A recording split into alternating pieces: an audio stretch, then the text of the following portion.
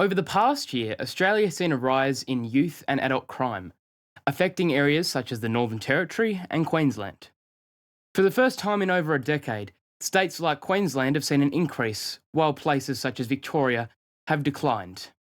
This issue has become even more prevalent in the national headlines and domestic politics, with the right arguing the relaxation of detainment and deterrence laws and a lack of strict penalties are the drivers of youth crime, while the left states the lack of rehabilitation and lack of early intervention are to blame. Today, we're going to be looking into youth crime in Australia, the potential causes of it, and how it could be solved.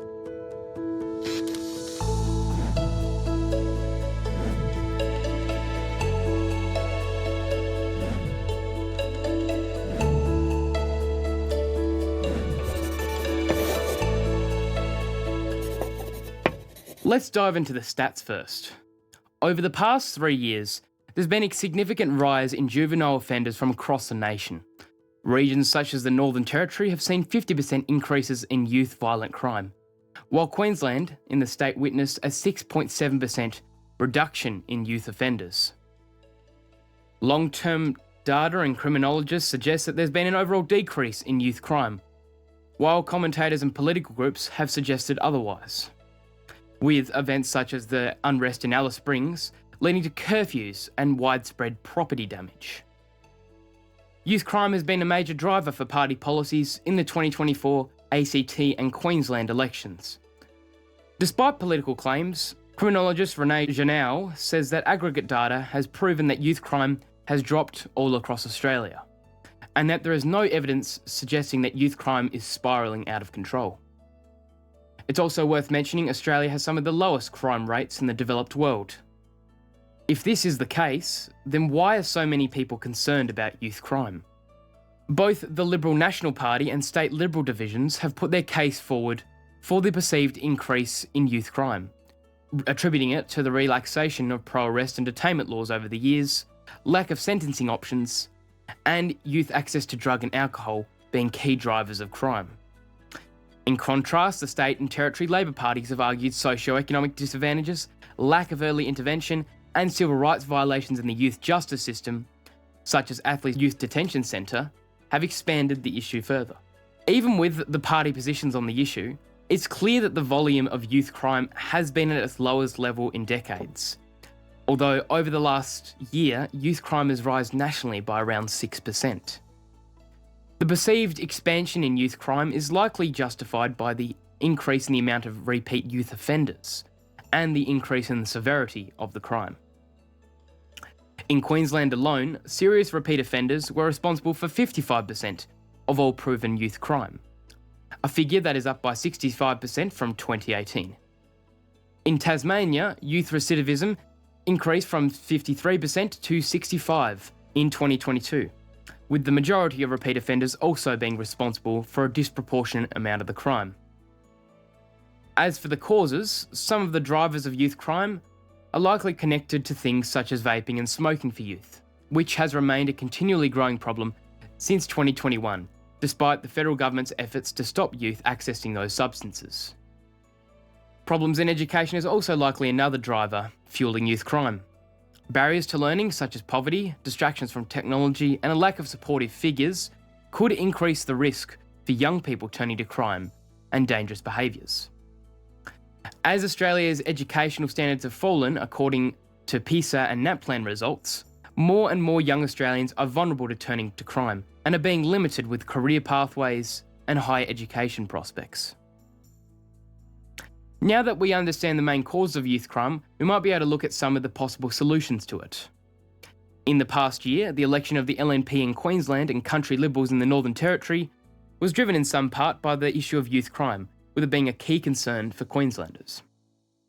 Since the Queensland election, the LNP government, led by David Crucifulli, committed to ensuring adult time for adult crime for youth offenders during the election campaign. Since then, the Queensland government has reformed the Youth Justice Act to be more pro-arrest. In December, the LNP passed the Making Queensland Safer laws before Christmas, and so far over 227 youth offenders have been arrested in the past 3 weeks. The government has also pledged to make detention for young offenders no longer a last resort, implement boot camps for at-risk youth, and making bail breaches an offence. In the Northern Territory, however, the new country Liberal government have proposed lowering the age of criminal responsibility to the age of 10, making it one of the very few places in the modern world to do so, and it has received significant criticism by the Australian Human Rights Commission and the United Nations. These organisations have argued that the new government is taking steps backwards and that it will not make communities safer, but instead leading to youth committing more crimes after making early contact with the youth justice system. The CLP has advocated that the changes may be necessary in order to curb the amount of crime, although it's been highlighted that the changes are likely to disproportionately affect Aboriginal and Torres Strait Islander people who are already highly represented in the criminal justice system. The CLP has also expanded its police powers to allow searches and stricter bail laws which, according to the CLP, should reduce youth crime. In Tasmania, Queensland and the Northern Territory, the respective governments have passed laws making posting and boasting a criminal offence, in an attempt to curb social media influence for at-risk youth and the glorification of crime. Although if we zoom out, looking at other nations, Scotland, Finland, Germany and Portugal have had great success in reducing the amount of youth crime, with the combination of rehabilitation and prevention and hybrid systems being used to reduce crime. The Labor Party has highlighted the success of other nations and believe that it is a long-term solution to the youth crime problem. However, the coalition has argued that Labor takes an all-in approach to the issue, leaving society vulnerable as police powers are weakened during both times of low public cohesion and poor conditions for at-risk individuals. Although it is not exactly clear how effective these measures will be, both parties agree that they haven't done enough to address the issue of youth crime, especially in lower socio-economic and hotspot areas, and the parties continually pledge to take action. Thank you for watching this video. If you've enjoyed our contents, consider subscribing and ringing the bell so you can keep in the loop for all the latest news happening in Australia. We're also pleased to announce the release of our 4th edition of the Snapshots newsletter. This edition highlighting the significant global headlines, as well as major news from Australia and beyond. You can access it in the link down below. Lastly, I'd like to thank our regular supporters and the team for making this video possible. Your support is crucial, and if you'd like to help, consider buying us a coffee, our merchandise, or a premium membership. Once again, I'm Heath Clark.